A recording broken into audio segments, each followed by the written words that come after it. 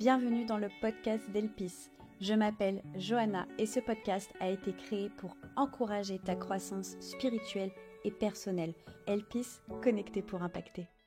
Bonjour et bienvenue dans cette nouvelle vidéo du podcast d'Elpis. Je suis ravie de vous retrouver aujourd'hui et on continue avec notre dernier épisode de la série « Les 3 choses qui t'empêchent d'entrer dans ta destinée ». Aujourd'hui, nous allons aborder un sujet qui ne fait pas toujours plaisir à entendre, mais je crois qu'il est absolument nécessaire de l'aborder. Et nous allons poser la question, le rêve que tu poursuis est-il le bon rêve ? Si j'ai décidé d'en parler, c'est simplement parce que je crois que ça arrive, je crois que ça existe, qu'on n'ait pas le bon rêve sur le cœur, je crois que ça m'est déjà arrivé également, donc il n'y a pas de sujet de ce côté-là, c'est ok. Maintenant, la question c'est comment est-ce qu'on fait pour savoir si c'est le bon rêve ou pas ? Et qu'est-ce que ça veut dire en fin de compte ? Et qu'est-ce que ça implique ? Parce qu'en fait, souvent, ça a des répercussions. Peut-être que tu t'en rends pas compte, mais peut-être qu'aujourd'hui, tu ne poursuis pas le bon rêve, mais du coup, tu cours de chimère en chimère et de déception en déception et que tu continues de te poser la question, mais qu'est-ce qui tourne pas rond ? Pourquoi j'y arrive pas ? Pourquoi il y a toujours ce vide en moi, ce creux en moi ? C'est simplement parce que tu ne poursuis pas le bon rêve.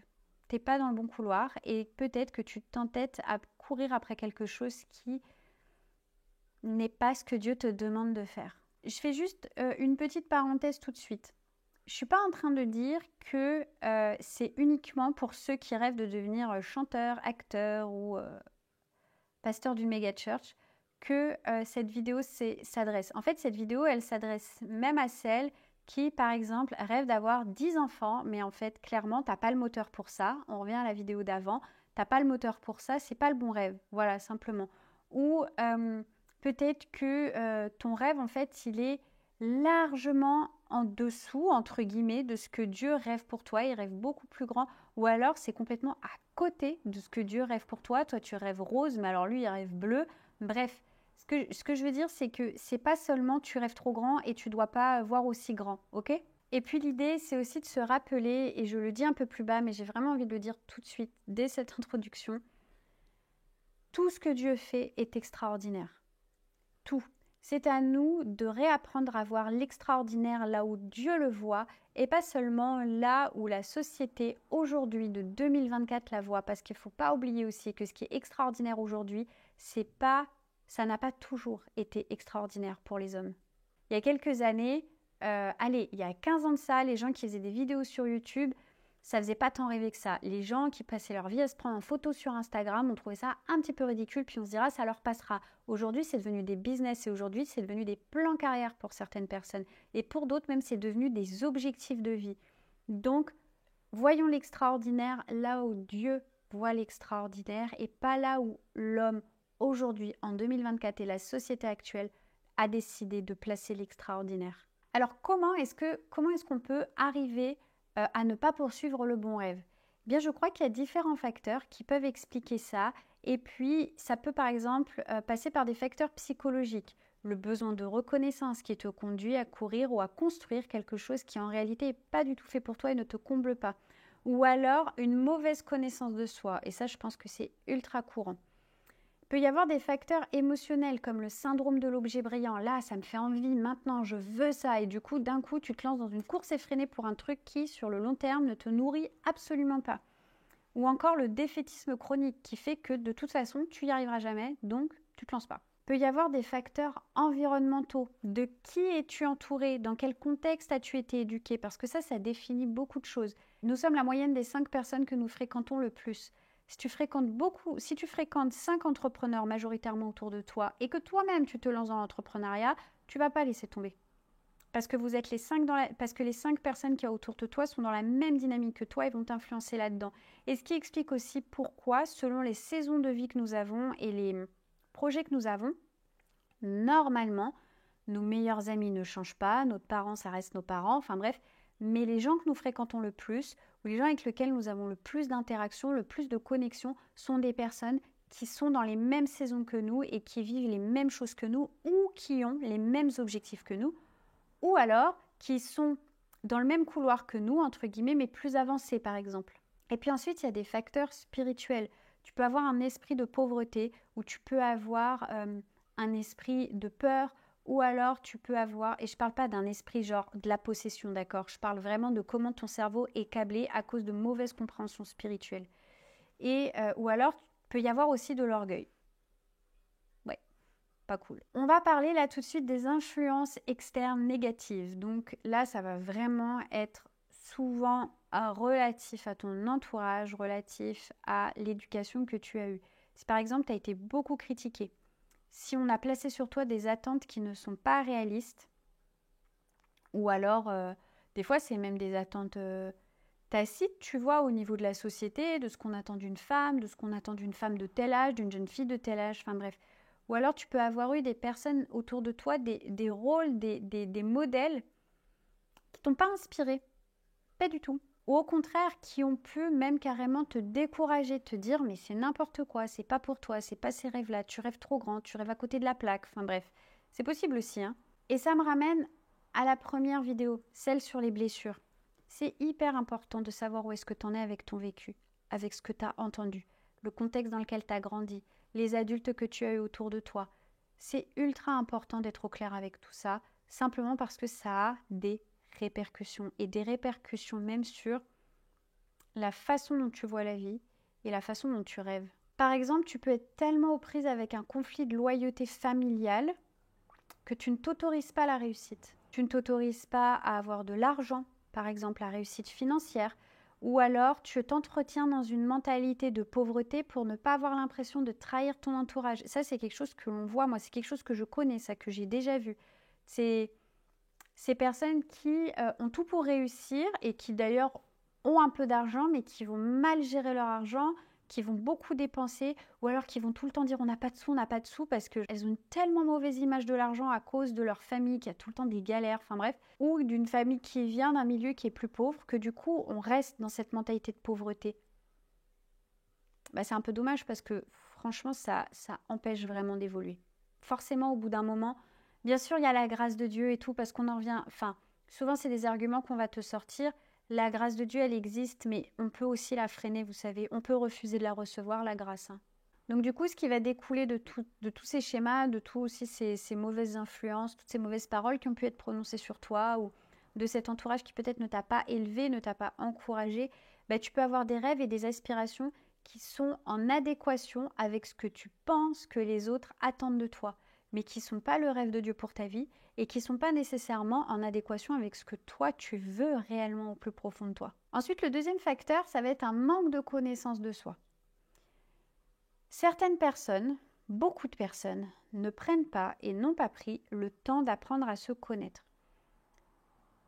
Et du coup, c'est vrai que ça peut passer un peu pour un truc... oui, avant, il n'y avait pas besoin de ça. Ça, limite un peu caprice 2024, caprice de la génération... Je ne sais pas à quelle génération j'appartiens. Ah oui, non, moi, c'est les millennials. Ah oui, je fais partie des millennials. Bref, c'est pas un caprice de millennials de vouloir apprendre à se connaître. Et pour les générations qui suivent aussi, pas du tout. Et je crois que les personnes qui ont réussi sont des personnes qui étaient très au clair sur qui elles étaient. Et je dis pas qu'elles avaient conscience de tous les rouages, de toute la psychologie, tout ça, pas du tout. Mais elles étaient au clair sur qui elles étaient, d'où elles venaient, où elles allaient et pourquoi elles le faisaient. Et ça change absolument tout. Quand j'ai commencé avec Elpis, j'étais hyper loin de me douter que 2 ans plus tard, je serais à fond sur YouTube, à sortir une vidéo par semaine et à me régaler. Mais littéralement, me régaler en faisant ça. J'adore. J'étais aussi très loin d'imaginer que ce que ça voulait dire d'embrasser le rôle d'entrepreneur et même plus loin, en fait, c'est un trait de caractère chez moi. Je suis quelqu'un d'entrepreneur. J'aime entreprendre. J'aime la mise en place du projet. C'est ça qui me fait le plus kiffer dans la vie. Un projet qui roule, ça me fait un peu moins rêver. Moi, ce que j'aime, c'est quand il faut monter les choses, quand il faut les construire, quand il faut les imaginer, quand il faut les lancer et les mettre en place. Et plus j'ai avancé en connaissance de moi-même, plus j'ai accepté mon rêve. Et aujourd'hui, ce que je rêve, et là où j'emmène Elpis, c'est pas du tout ce que je rêvais et là où je l'emmenais il y a 2 ans. Mais au cours des 2 années, ce qui s'est passé au travers de l'entrepreneuriat aussi, c'est une redécouverte beaucoup plus profonde de qui j'étais et de réellement ce à quoi j'aspirais. Et il y a des choses, je les aurais jamais avouées à moi-même il y a 2 ans. Et franchement, j'aurais une vie hyper triste. Ah ouais, j'aurais une vie, mais qui ne me correspondrait pas du tout, quoi. Et ce qui est hyper intéressant, c'est qu'aujourd'hui, même si au regard humain, je vis pas encore les choses et tout, je suis hyper OK avec ça, mais quand je fais une vidéo, quand je tape un article, quand j'envoie la newsletter, en moi, ce qui se passe, c'est qu'il y a vraiment un sentiment, il y a une paix, un sentiment de « j'ai fait ce que je devais faire ». Je suis au bon endroit. Et il y a une satisfaction qui va avec ça, mes amis, qui est inégalable. Et croyez-moi, j'ai voulu tout laisser tomber. Et à chaque fois, il y avait ce sentiment d'échec. Mais c'est pas un truc d'orgueil ou quoi. C'est vraiment genre, là, si je laisse tomber, je fais vraiment pas ce qu'il faut. Il y a quelque chose de très viscéral. Quand tu es au bon endroit, dans le bon couloir et que tu fais ce que tu dois faire, il y a quelque chose de viscéral. Tant que tu n'as pas cette connaissance profonde de toi, eh bien tes rêves, ils peuvent être basés sur ce qui te semble être socialement acceptable, sur ce qui est rentable, sur ce qui est raisonnable, sur ce que l'on doit faire, par exemple, plutôt que sur ce qui résonne réellement en toi. Et de la même façon, par manque de connaissance de toi-même, tu peux rêver des choses que tu ne serais pas capable d'endosser. Et ça, c'est hyper important de le savoir parce que ça va te libérer. Je reviens avec mon histoire de moteur. Tu dois connaître la taille de ton moteur. Une Ferrari de 1980 sera toujours plus rapide qu'une Twingo de 2024. Elles n'ont pas le même moteur, elles n'ont pas été construites pour la même mission, la même utilisation. Alors oui, tu n'es pas un objet que Dieu utilise, mais quand Dieu t'a imaginé et créé, il a aussi mis avec la créature la mission qui allait avec. Qui dois-tu toucher ? Comment dois-tu les toucher? Comment dois-tu répandre l'évangile autour de toi? Comment dois-tu être une lumière autour de toi et là où Dieu t'a placé? Ce n'est pas pareil pour toi que pour la voisine, que ça ne l'est pour moi. Plus tu connais qui tu es, plus tu vas comprendre aussi ce qui est rattaché à la personne que tu es. Maintenant, il y a un autre point, et c'est la pression sociale et culturelle. Et alors là, je vais y aller franchement. Nous ne sommes pas tous appelés à parler de Jésus sur les réseaux sociaux. Voilà. On n'est pas tous appelés à encourager les gens sur les réseaux sociaux. Il faut vraiment qu'on se défasse de ça. On est appelé à encourager les gens dans la vraie vie, là. Les voisins, les gens au travail. Ces gens-là, ils ont besoin d'être encouragés réellement par des paroles, des regards et des actions dans le quotidien. Ils n'ont pas besoin d'ouvrir leur page Instagram pour être encouragés. Je ne dis pas que ce n'est pas l'appel de certaines personnes. Je connais une femme qui a bâti une entreprise extraordinaire. Elle est autant en réel que sur Internet, enfin bref, elle a fait un truc mais de dingue. Elle encourage réellement les gens et ce qu'elle fait, ça porte un fruit de dingue. Ok, donc il est possible que certaines personnes soient appelées là-dessus, mais ce n'est pas le lot de chacun. C'est ce qu'on appelle le syndrome de l'objet brillant. Si Dieu ne te demande pas de le faire, je t'en prie, pose ton téléphone. Peut-être que tu es une jeune femme qui m'écoute aujourd'hui, peut-être que toi, ton rêve, c'est ça, mais que c'est pas complètement aligné avec qui tu es. Pitié, pose ton téléphone. Il faut vraiment qu'on arrête avec ça. Il y a des gens qui sont à côté de chez nous. Ces gens-là ont besoin d'être encouragés. Ces gens-là ont besoin de ressentir l'amour de Dieu. Ces gens-là ont besoin d'être aimés, d'être regardés, d'être considérés et qu'on pose, que ce soit le regard de Jésus à travers nous qui est posé sur eux en fait. Si je vais un peu plus loin, c'est presque devenu une norme aujourd'hui. Le nombre de jeunes convertis qui ouvrent une page Instagram pour encourager les gens et pour parler de Jésus. Je dis pas que c'est pas bon. Je suis pas du tout en train de dire que c'est pas bon. Je dis juste que c'est pas forcément ce que Dieu nous demande de faire. Et que si c'est pas ce que Dieu nous demande de faire, veillons juste à ce que ce soit un bonus et que ça ne remplace pas ce que Dieu nous demande véritablement de faire. Et je pense que, comme c'est presque devenu une norme, il y a un peu un truc de... une espèce de pression, quoi. Faut le faire. Faut le faire. Mais Dieu, il place pas la norme là où les gens la placent. Pas du tout. Il est de toute éternité. Il n'a pas la même vision de nous sur ce qui est normal ou pas. Et il est ultra créatif aussi. Juste va dehors, regarde la création autour de toi. Dieu, c'est un artiste. Donc, il n'a pas envie que tout le monde fasse la même chose. Il n'a pas du tout envie que tout le monde fasse la même chose. De la même façon, il y a des gens qui vont s'entêter toute leur vie dans des jobs bien payés. Ils vont travailler comme des dingues toute la semaine et ils vont passer à côté de leur vie. Ils vont passer à côté de ce qui résonne profondément en eux parce que Bah oui, mais financièrement, ceci... faut diminuer le train de vie, les amis. C'est qu'est-ce qui résonne en toi? Qu'est-ce qui vibre en toi? Qu'est-ce qui te galvanise réellement? Alors, c'est pour ça aussi qu'il y a plein de reconversions. Aujourd'hui, il y en a beaucoup. Et je trouve ça génial. Moi, je trouve ça dingue qu'il y a des gens qui plaquent tout parce qu'en fait, ils ont envie, je sais rien, là, l'exemple courant, mais d'aller élever des chèvres dans le Larzac parce qu'en fait, leur vie à Genève ou à Paris ne leur convient pas, ne leur convient plus et finalement leur a peut-être même jamais convenu. Moi, je trouve ça ultra courageux. Je trouve ça vraiment beau. Par contre, ce que je trouve dommage, c'est que souvent, les gens qui arrivent à prendre des décisions extrêmement radicales de cette façon-là, c'est que quelque part, il y a ce qu'on appelle la douleur, l'inconfort, qui est devenu tellement puissant et lourd qu'ils ne peuvent plus faire autrement que comme ça. C'est un petit peu dommage d'attendre aussi longtemps, je trouve. Donc, ayons le courage de regarder ce qui nous fait vraiment vibrer et qu'est-ce que Dieu nous appelle réellement à faire. Ensuite, il y a le manque de clarté spirituelle. Moins tu vas être connecté à Dieu, moins tu vas avoir son discernement et tu peux faire des choix de vie qui ne sont pas en accord avec ce que Dieu attend réellement de toi. De nouveau, évidemment, il y a la grâce de Dieu. C'est juste que plus j'y réfléchis et plus je me dis, plutôt que de demander à Dieu de bénir mes choix, je préfère faire les choix que Dieu bénit. Je préfère, plutôt que de dire à Dieu, est-ce que, en gros, ce que je suis en train de faire, Seigneur, fais-le fructifier, fais prospérer, je préfère dire à Dieu, mène-moi sur le chemin que toi, tu as décidé pour moi. Qu'est-ce que toi, tu rêves pour moi? Tous mes rêves, toutes mes aspirations, j'ai tout posé. Je lui ai tout donné. Et j'ai dit, maintenant, tout ça, c'est à toi. Ce qui est de toi, on y va ensemble. Tu me le remets dans le cœur et on grandit avec ça. Ce qui est de moi et qui ne t'intéresse pas pour ma vie, Seigneur, tu l'enlèves. Et il y a des trucs que j'ai posés. Il y a des ambitions que j'ai posées, il y a des... Voilà. Et il y a des choses, ça fait mal. C'est aussi faire preuve de soumission que d'accepter le dessein de Dieu pour nous et d'y aller. De ne pas avoir peur d'y aller. Nous avons tous un service à accomplir pour le royaume.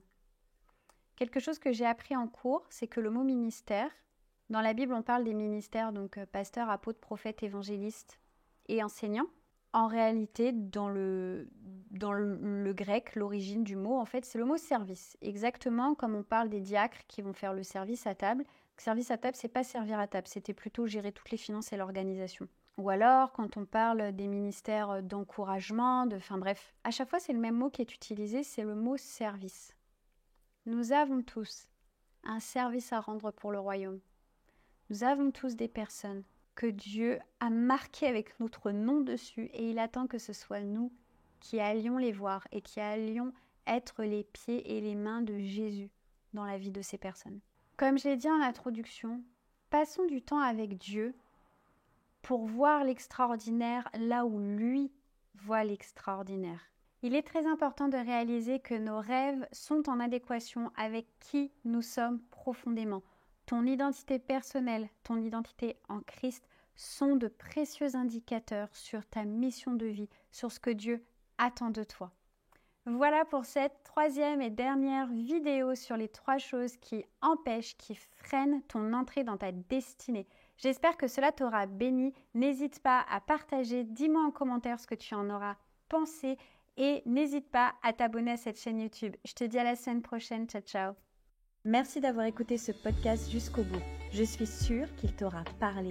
Alors, pour aller plus loin, je t'encourage à cliquer dans le lien juste en dessous afin de rejoindre notre communauté de femmes inspirées et inspirantes. Tu recevras tous les lundis matins un mail qui va encourager ta foi. En attendant, passe une magnifique journée. Bye!